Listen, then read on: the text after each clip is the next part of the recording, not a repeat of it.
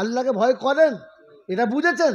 বুঝেছেন তো? আল্লাহকে ভয় করে যারা হাত তুলেছেন, ও মায়েরা, তোমাদের পায়ে দিয়ে হাত দিয়ে বলছি, মা, যদি আমার রেকর্ডিং শুনতে পাচ্ছ বা যদি আমার ছবি দেখতে পাও, তোমাদেরকে আল্লাহর কসম দিয়ে বললাম, আল্লাহকে ভয় করে যারা তোমাদেরকে হসপিটালে নিয়ে গিয়ে অপারেশন করেছে কারা, ও হারামি কে হাত তোলো।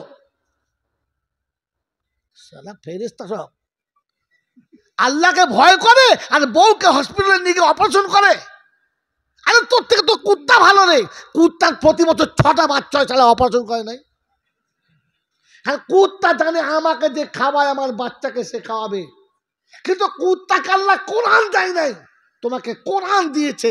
আর বলে দিয়েছে, লা তাকতুলু আওলাদাকুম খাশিয়াতা ইমলাক নাহানু নারযুকুকুম ওয়া ইয়াহুম।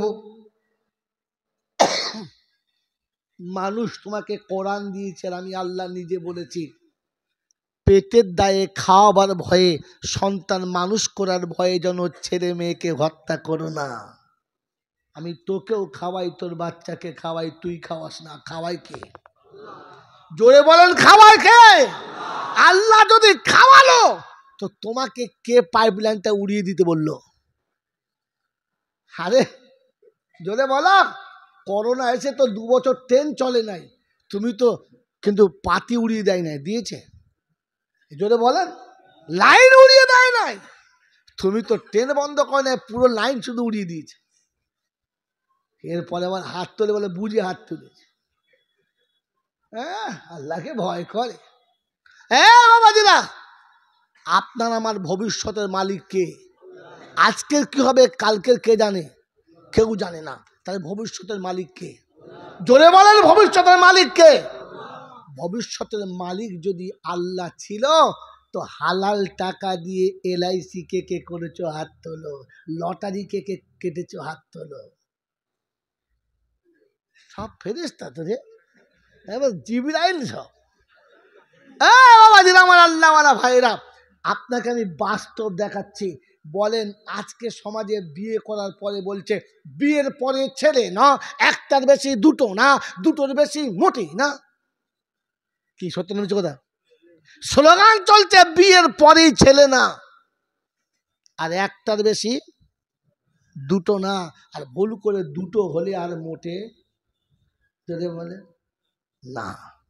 কিন্তু আপনার আমার দাদু, আপনার আমার নানা 17টা বাচ্চা, হ্যাঁ 16টা বাচ্চা, 10, কমপক্ষে 8টা 10টা বাচ্চা। কারো দূর থেকে বাচ্চারা বলছে তোর বউ মা জানা কি আর হয় না, বলছে না পাল্টা পাল্টা মাল পাল্টা আবার কর। বাবাজিরা, ওরা 10টা বাচ্চা লালন পালন করেছে, জিন্দিগিতে কারোর কাছে ভিক চায় নাই। আল্লাহ যেমন দিয়েছে মোটা ভাত মোটা কাপড় খাইয়ে মানুষ করেছে। হ্যাঁ না না, ওরা জানতো আল্লাহ খাওয়াবে। আর তোমাকে 2টো বাচ্চাতেই পাইপলাইন কেটে দিয়েছো। এক তো যা করেছো করেছো, এর পরে আবার এই 2টো বাচ্চা খাওয়াবার জন্য বউকে দিয়ে বন্ধনের লোন আনিয়েছে। এরপরে আবার বলে আমার বুঝে হাত তুলেছি, ভালো করে বুঝে হাত তুলেছি। আল্লাহকে ভয় করে, বউ লোন বন্ধনের লোন করে আর ওনাকে আল্লাহকে ভয় করে। ফেরেশতা বলছে খোদা এ তো ইবলিসের উপর ধাপ। হ্যাঁ, বউ বন্ধনের লোন আনতে যায় আর ও মসজিদ ধারে বসে বসে বিড়ি খায়। কোথায় যাচ্ছি ও হয় না, বলছে ষাঁড়ে ডেকেছে। কে ডেকেছে? ওর বাপ এই ষাঁড়টা পছন্দ করলো, এ ষাঁড় পারে নাই, ও আবার একটা ষাঁড় ধরেছে। তোকে লজ্জা করা দরকার ছিল, তোর বিবি তোর সামনে বলে গেল আমাকে স্যারে ডেকেছে। ডাকলে কি কি করতে পারে ভেবে দেখে। বউ পাঠিয়ে বিড়ি খাচ্ছে, বলছে আল্লাহকে ভয় করে। বাবাজির আমার, আল্লাহওয়ালা ভাইরা, জলসা যারা আল্লাহকে ভয় করে তাদের জন্য, সবার জন্য না। আল্লাহকে যারা ভয় করে জলসা তাদের জন্য।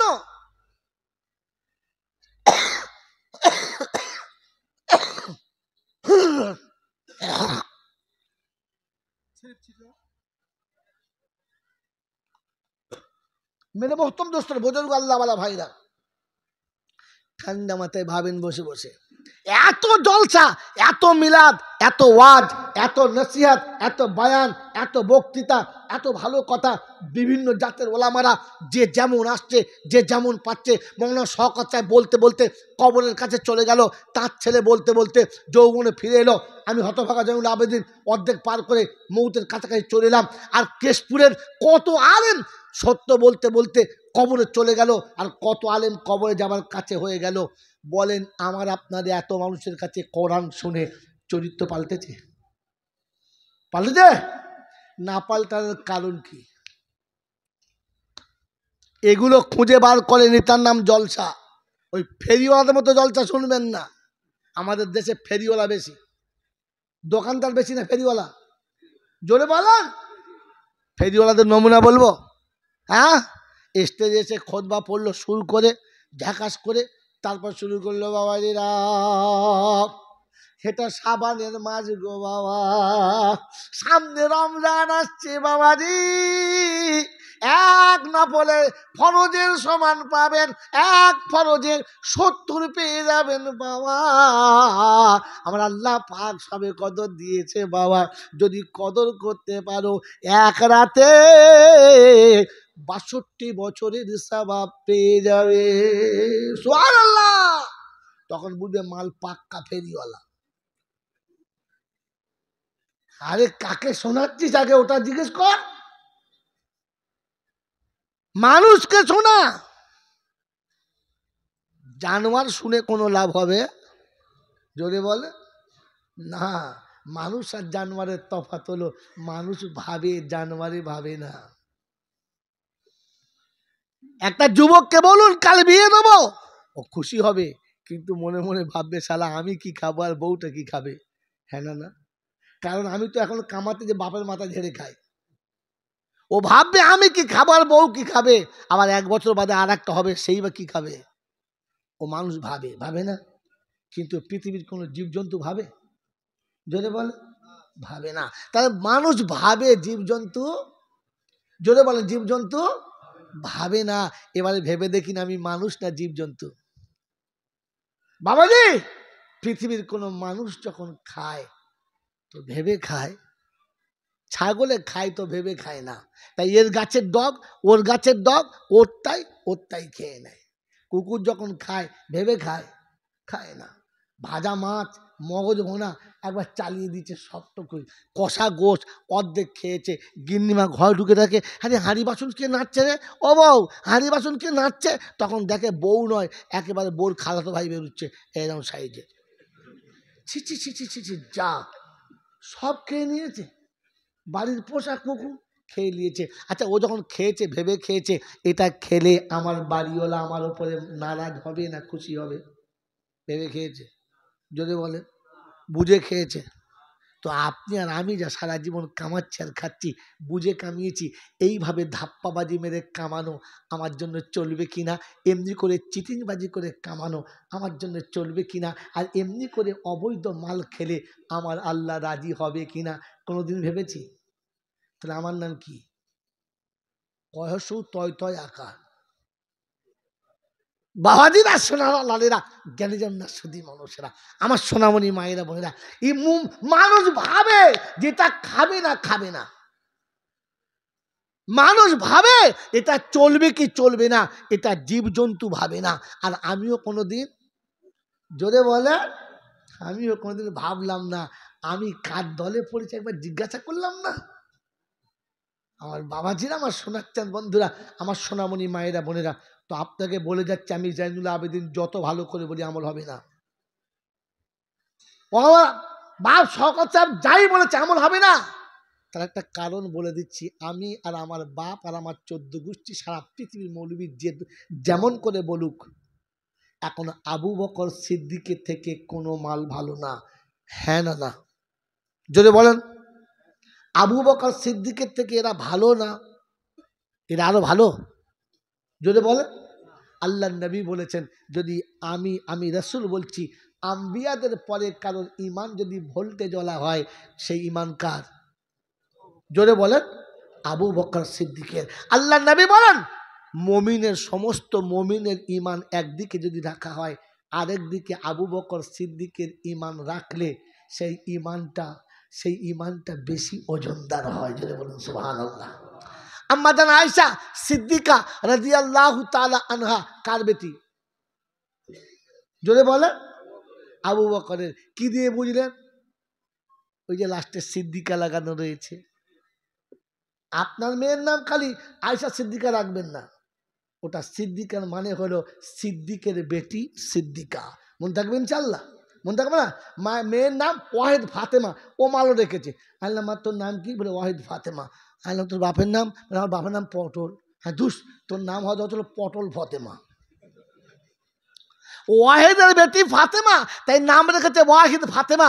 বিশ্ব বুঝবে যে ওয়াহিদের বেটি ফাতেমা। এমাল কিচ্ছু জানে না, হঠাৎ করে চালিয়ে দিয়েছে। এই যে অবুজের কাজ। এবার ঠিক করে নেন, এবার ঠিক করে নেন। আজ থেকে কিছু করলে ওলামাদের জিজ্ঞাসা করবেন।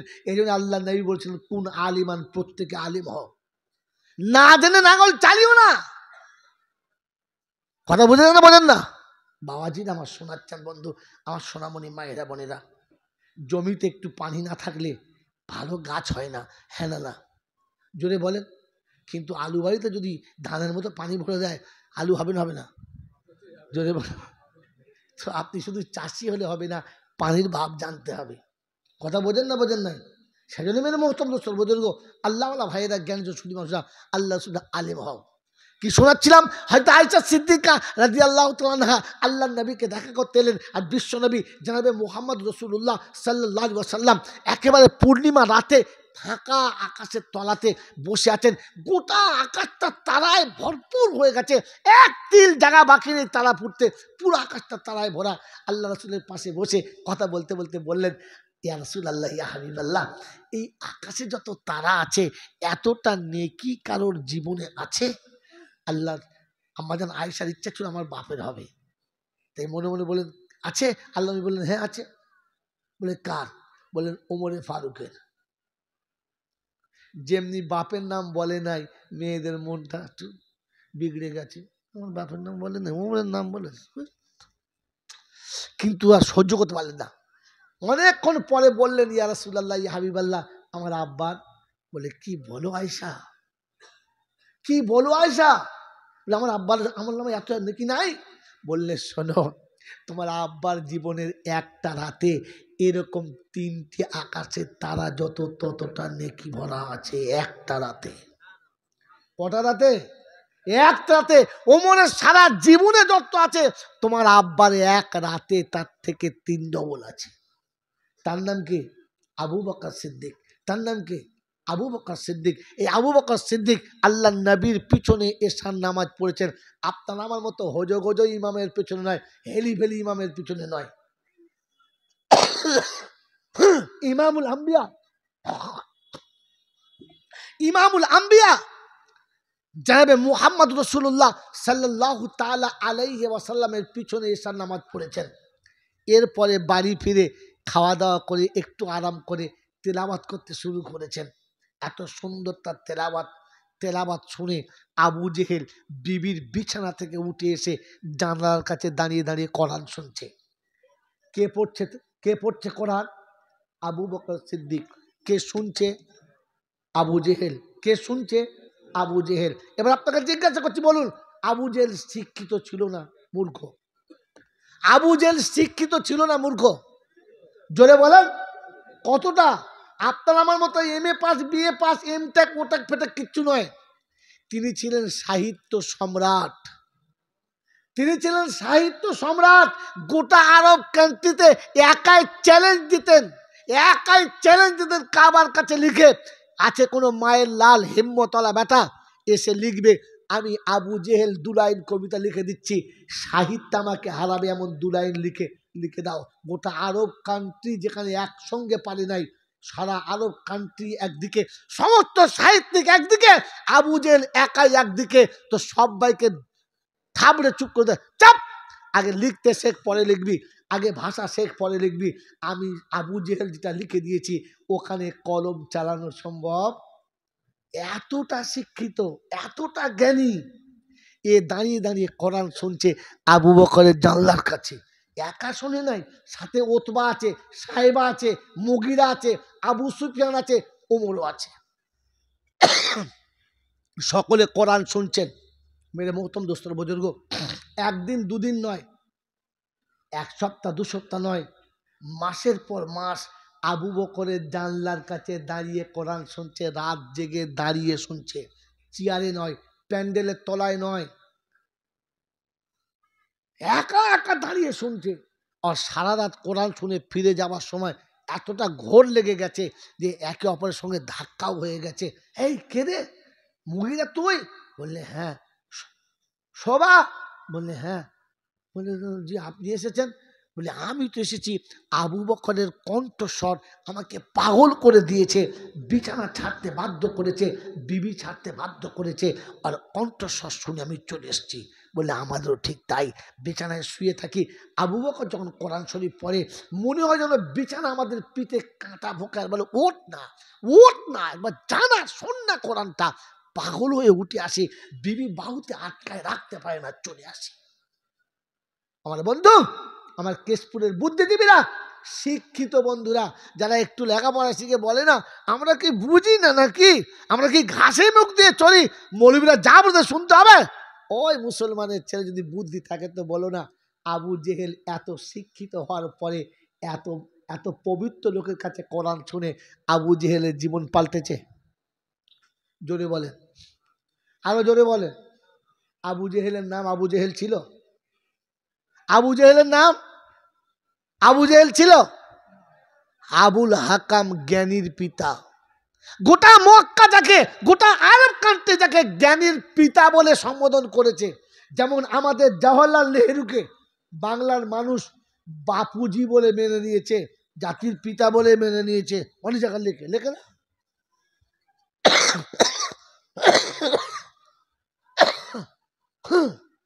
মেরে মোহতম দোস্তর বুজুর্গ, ঠিক তেমনি সাহিত্য সম্রাট হিসেবে যাকে মেনে নিয়েছে, যাকে জ্ঞানীর পিতা হিসেবে মেনে নিয়েছে, আল্লাহর নবী সাল্লাল্লাহু তাআলা আলাইহি ওয়াসাল্লাম যখন দেখলেন যে কোরআনের মতো এত সুন্দর কিতাবটা যখন বুঝতে পারলো না, তো বললে তোকে আর আবুল হাকাম বলানো মানালো না, তুই আনতা আবু জাহির, তুই হলে মূর্খের পিতা, তুই আর আবুল হাকাম না।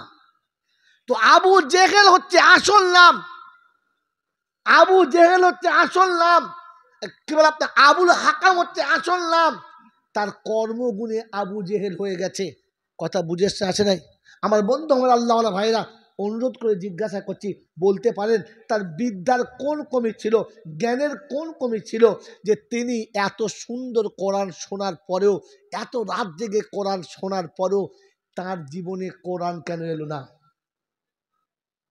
তাহলে বুঝবো আপনারা জলসা শুনেছেন, আর তা না হলে আমি বুঝবো আপনারা সারা জীবন গল্প শুনেছেন, শুধু খালি গল্প শুনে চলে গেছেন, জলসা শোনেন নাই।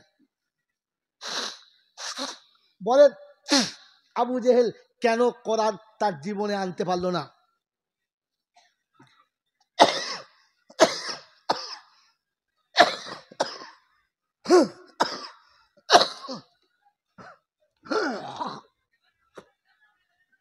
বলেন কেন জীবনে কোরআন আনতে পারলো না?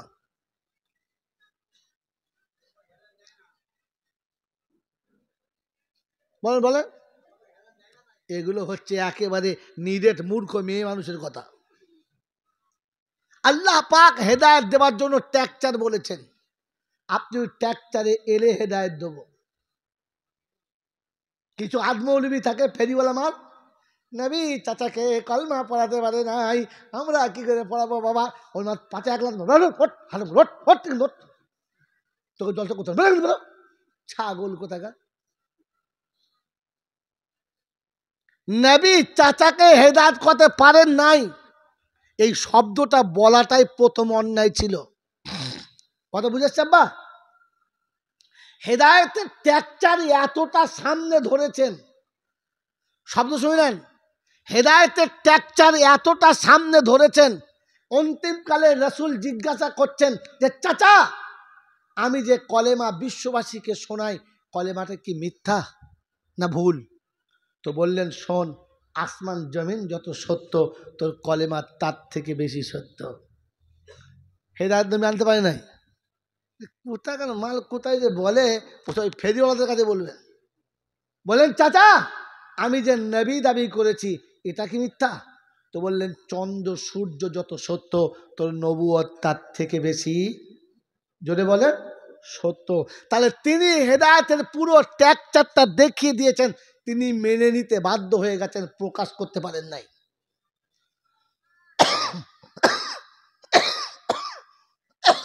তিনি প্রকাশ করতে পারেন নাই, মেনে নিতে বাধ্য হয়ে গেছেন। কথা বুঝেছেন?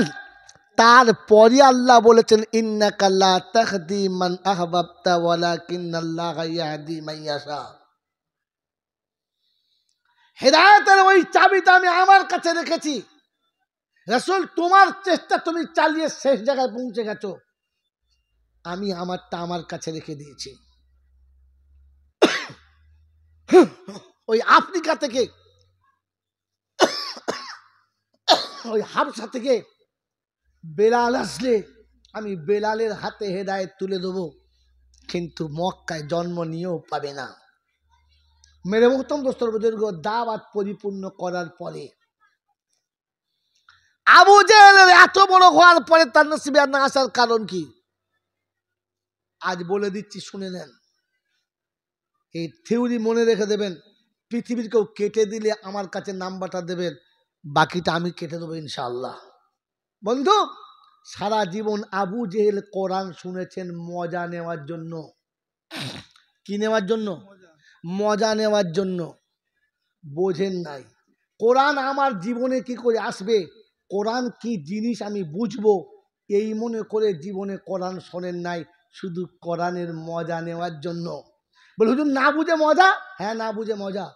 কেশপুর এলাকায় পাড়া গাঁয়ে চলে যাবেন, যারা বাংলা ভাষা ভালো করে বলতে পারে না, ওই রকম কিছু এলাকায় দেখবেন মাইক চলছে ভোজপুরি গান, আর ছেলে মেয়ে উতাল নাচছে।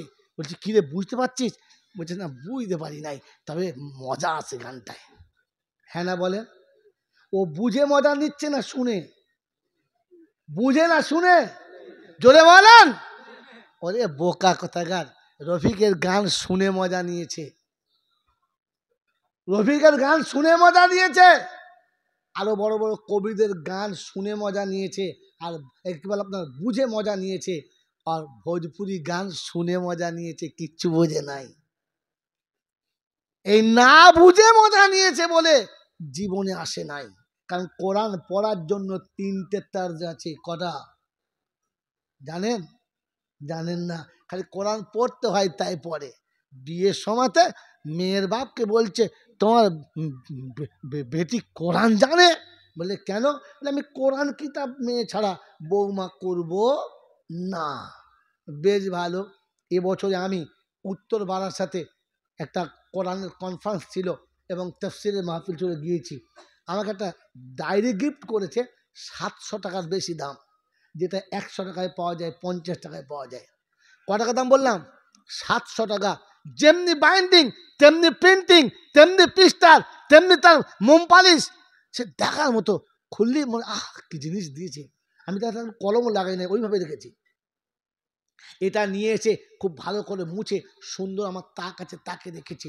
ওই তাকে সেই আমার দাদি কবে পড়তো, আমার মা মরে গেছে, দাদিমা মরে গেছে, ওই আমার দাদিমা পড়তো একটা কোরআন শরীফ ছেঁড়া পড়ে আছে, আর কেউ পড়ে না, ওখানে রেখে দিয়েছি। আমাদের বউ ঘর ঝাড়তে গিয়ে আমাকে ডেকে বলছে শোনো মৌলভী সাহেব হয়েছ, এখনো বুদ্ধি জ্ঞান তোমার কিচ্ছু হয় নাই। বললাম কেন? সারা গোটা বাংলার লোক মুখের দিকে তাকিয়ে থাকে, বলে ওরা বোঝে না তাই। আমি জানলাম না, তোমাকে নামিয়ে দিত। হ্যাঁ ভাই আমার ভুলটা কি বল, আড়ালে বল, শুনে নি, আর কাউকে বলবো না। বলছে শোনো এটা কি? আমি বললাম এটা ডায়েরি, এবছরের শ্রেষ্ঠ গিফট। বলছি রেখেছো কোথায়? তাকে তলায় কি? বলছি সে দাদির পুরাতন ছেঁড়া কোরআন শরীফ। বলছে আজ তুমি সেই মাথা মোটাই রয়ে গেলে, কোরআন শরীফ ছেঁড়া হোক আর ভালো হোক, কোরআন শরীফ ছেঁড়া হলেও তার উপরে ডায়েরি রাখা। জোরে বলে। আমি বললাম ভুল হয়েছে বোন, আর জীবনে কোনোদিন রাখবো না। হ্যাঁ, বউকে বোন বলেছি তাতে হেসে ফেললে, ভুলে মা বলে ফেলো না জানো, পাক ঢুকে থাকা। তো বইয়ের কথা শুনে আমি মনে করলাম হ্যাঁ সত্যি বুদ্ধি আছে, ছেঁড়া কোরআন শরীফের উপরে ডায়েরি রাখা। জোরে বলেন, আরো জোরে বলেন। যাবে না, তো ডায়েরি যত দামি হোক ছেঁড়া কোরআনের উপরে রাখা যাবে না। তুই যে বৌমাটা করছিস কোরআন শরীফ বলা, তোর বেটা তো মুতে পানি নেয় না, তোর পাঁটাটা তো মুতে পানি নেয় না। এইরকম একটা নিরক্ষর মূর্খ পাঁটাকে কি করে রাখবি? বিয়ের পরে বাসরাতে বলবি তুই খাটের তলায় শুবি, বৌমাকে উপর রাখবি, কারণ তুই তো কোরআন শরীফ জানিস না। কথা বোঝেন না? ছেঁচড় কোথাকার খালি হিসেব করছে, বৌমা যেন কোরআন কিতাব বলা হয়, বলে ওর বেটা বলে মদ খায়, ওর বেটা কি কথা বলে না, জোরে বলেন। বিয়ের সময় বলছে কিরকম জানেন? আমার ছেলে বলে বলছি না, কেশপুরে একটাই ছেলে, সেটা আমার। যেদিকে দেখবেন একদম হিরো, দেখে নেন জিজ্ঞেস করেন। মানুষ লোকের সামনে কি বলবে আর বলে নাই। মেয়ের বাপ মনে করছে তাহলে আব্দুল কাদের জিলানি হবে। মেয়ের বিয়ে দিয়েছে, বিয়ে দেওয়ার পরে 3 দিনের কোণে, যেদিন বাবার বাড়ি আসবে তার আগের দিন রাতের বেলা থেকে মাল মদ খেয়ে আর বাড়ি আসছে। তখন শ্বশুর তাড়াতাড়ি গিয়ে বলছে, অমা স্বামীর দোষের কথা কারোর কাছে বলতে নেই, টাকা দিতে হয়। এর নাম কি? হ্যাঁ জোরে বলো, মাল ধরে ফেলেছে, এর নাম কি? এরকম ইবলিশ যদি তসবি পড়ে আস্তাগফিরুল্লাহ আস্তাগফিরুল্লাহ আস্তাগফিরুল্লাহ, তো ফেরেশতা বলছে তুই একাই চালা, একাই চালা, একাই চালা। হ্যাঁ ইবলিশ কোথাকার, ছেলের বেলা বললি যে এমন ভালো ছেলে আর হয় না, ছেলের নামে মিথ্যা কথা বললি, আবার যখন ছেলে অন্যায় করছে শাসন করা বাদ দিয়ে পরের মেয়ে বউটাকে বলছে স্বামীর দোষের কথা কারোর বলতে নেই মা, স্বামী ভুল করলে দোষ গুণ চাপা দিতে হয়, স্বামীর দোষ চাপা দিলে স্ত্রীর মর্যাদা বাড়ে। আর তোর বেটা যে শয়তানের আড়তে মেরে মোহতম দোস্ত বুজুর্গ ছাড়েন। তো আবু জেহেলের জীবনে কোরআন না আসার কারণ হলো যে কোরআনের শুধু মজা নিয়েছে, জীবনে আসবার চেষ্টা করে নাই, শুধু মজা নিয়েছে। আমার অনুরোধ, এলাইগঞ্জের জলসা দীর্ঘদিন থেকে হচ্ছে, হ্যাঁ না না? জোরে বলেন। এই প্রথম বছর এর আগে হয়েছে? জোরে বলেন। 75 বছর 13ই ফাল্গুন হচ্ছিল, এবছর এই পচা মালটার জন্য 16ই ফাল্গুন হয়ে গেল। হ্যাঁ না বলেন? অনুরোধ করে বলছি আপনাদের কাছে, সত্য কথা বলেন, যারা 75 বছর জলসা শুনেছেন, 75 না শুনে 50 শুনেছেন, 20 শুনেছেন, 10 শুনেছেন, শুধু কোরআন শোনা বোঝার জন্য শুনেছেন না মজা নেওয়ার জন্য? এই 75 বছরে 75 রকমের মৌলবি এনেছেন, সত্য বলেন হ্যাঁ না? জোরে বলেন হ্যাঁ না? কারণ এই যে এই বক্তাটা বলে গেল, পরের বক্তাটা দেখবো কি মজা, তারপর খালি খালি মজা নিচ্ছে, খালি বছর বছর বক্তা পাল্টেছে আর খালি বক্তৃতার মজা নিয়েছে। জীবনে কোরআন কি করে আসবে আর আমি কোরআন নিয়ে কি করে কবর যাব? কসম খোদার, একজন হাত তুলে বলেন যে আমি এই নিয়ে জলসা শুনেছি। জলসা শুনেছেন, সালা জামিনাল কিরকম বলে, ইয়াসিন কিরকম বলে, ওবায়দা কিরকম বলে, তার পরের বছরে কোবায়দা কিরকম বলে, কবজা কিরকম বলে, বল্টু কিরকম বলে, তার পরের বছরে হাতুড়ি কিরকম বলে, খাঞ্চা কিরকম বলে। এই চেষ্টা করছে, বক্তা পাল্টেছে।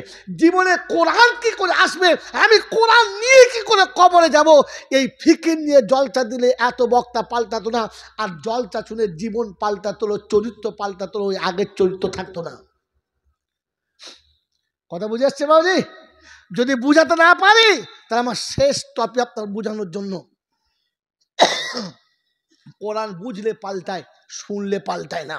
কোরআন বুঝলে পাল্টায়, শুনলে পাল্টায় না। এই আবু জেহেলের দলে আবু সুফিয়ান ছিল, ওমরও ছিল। যখন আবু জেহেল দেখলে যে মুহাম্মাদুর রাসূলুল্লাহকে কোনোভাবে কাবুতে আনা সম্ভব হচ্ছে না, তখন ছক করলে যে না থাকবে বাঁশ আর না বাজবে বাঁশি, ঝাড় উড়িয়ে দেবো। ঘোষণা করে দিলেন মুহাম্মাদের মাথা যদি কেউ আনতে পারে 100 লাল উট তাকে উপহার দেওয়া হবে।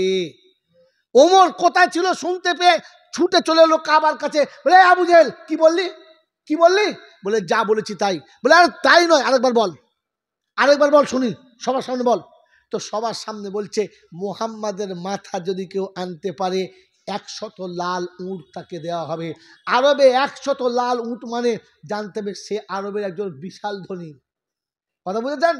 বললে শোন আবু জেহেল, কথা যদি সত্য হয় তুই গুনতে শুরু করার দেরি নয়, গুনতে শুরু করার দেরি নয়। বলে তার মানে বলে তোর 100টা উট গুনে পালে থেকে আলাদা করার আগে আমি মুহাম্মাদের মাথা এনে তোর সামনে নামাচ্ছি, যা গুনতে শুরু কর। মক্কাবাসী সেদিন বলেছিল পারলে খাত্তাবের বেটা ওমরই পারে, এটা আর কেউ পারে না। তাই কবি লিখেছে ওমর চলে তরবারি হাতে, কাটবে মাথা মুস্তফায়, শুনে কালাম হয়ে গোলাম, মাথা নামায় মোর নবীর পায়। এমনই মোজেজা নবী রেখে গেলেন এই ধরায়, তা হবে না কারো দ্বারায়। অনেক লম্বা গজল, খালি আপনাকে এই কলটা শুনিয়ে রাখলাম। মোর নবীজি যে মোজেজা দেখিয়ে গেলেন এই ধরায়, তা হবে না কারো দ্বারায়। আবু জেহেলের হাতের বেজান পাথর, যার মুহাব্বত কলমা শোনায়, তা হবে না কারো দ্বারায়। আল্লাহর নবী এই মুজিজা বিশ্ববাসীকে দেখিয়ে চলে গেছেন। আবু জেহেলের কথা শুনে ওমর তরবারি দিয়ে চলেছে, মুহাম্মাদুর রাসূলুল্লাহর মাথা আনবে, নাউজুবিল্লাহ। যেমনি ঘোড়াটা ছুটিয়েছে, সামনে আবু নাঈমের সঙ্গে দেখা। জিজ্ঞাসা করছে, ইয়া ওমর আইনা আইনা, ওই ওমর কোথায় যাস? তো বলছে মনে হচ্ছে তোর আয়ু শেষ হয়েছে, দাঁড়া তোকে আগে শেষ করি। তো আবু নাঈম তরবারি খুলে বলছে, শোন, মুসলমান কাপুরুষ নয় যে এমনিতেই মাথাটা মুরগির মতো বাড়িয়ে দেবে, লড়ে মরবো এমনি না। বলে শোন, যার মাথা আনতে যাচ্ছিস তার বিষ তোর ঘরের ভিতরে পুঁতে দিয়েছে। বললে তার মানে? বললে আগে খবর নেগা, তোর বোন আর বোনাই দুজন কলমা পড়েছে। বলে দেখ, যদি কথা মিথ্যা হয় এখানেই তোকে পুঁতে দেবো, হাঁটবি না। বলে মুসলমান কখনো ওয়াদা ফেল করে না, যা। দাঁড়িয়ে রইলাম খবর নেই। ওমর চলেছিল রাসূলের মাথা নিতে, ফিরেছেন বোনের দরজার দিকে। বাবাজিরা, নোকটা শুনবেন, কোরআন বোঝার চেষ্টা করবেন, শুধু শুনে পালাবেন না, গল্পটা বোঝার চেষ্টা করবেন। আল্লাহর নবী সাল্লাল্লাহু আলাইহি ওয়াসাল্লামের কালেমা পড়নেওয়ালা উম্মত, স্বামী স্ত্রী দুজনে, ফাতেমার স্বামী ঘরের মধ্যে রয়েছেন। এটা ওই ফাতেমা না যে রাসূলের বেটি ফাতেমা না, এটা খাত্তাবের বোনের নাম ফাতেমা, আর তার স্বামী দুজন রয়েছে। যখনই ওমর ওইদিকে চলেছে, ওমরের ঘোড়ার পায়ের তাপ শুনতে পেয়ে বোন বুঝতে পেরেছে বড় ভাই আসছে।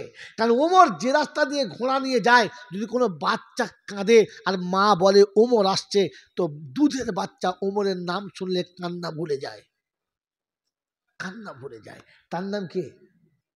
তার নাম কি? ওমর। এই ওমর যখন দরজার কাছে গেছে, দেখে দরজা বন্ধ, আওয়াজ দিচ্ছে, দরজা খোল, এই দরজা খোল, এই জানের দুশ্মন দরজা খোল। দুবার বলেছে, খোলে নাই, মেরেছে লাত, দরজা ভেঙে ভেতরে চলে গেছে।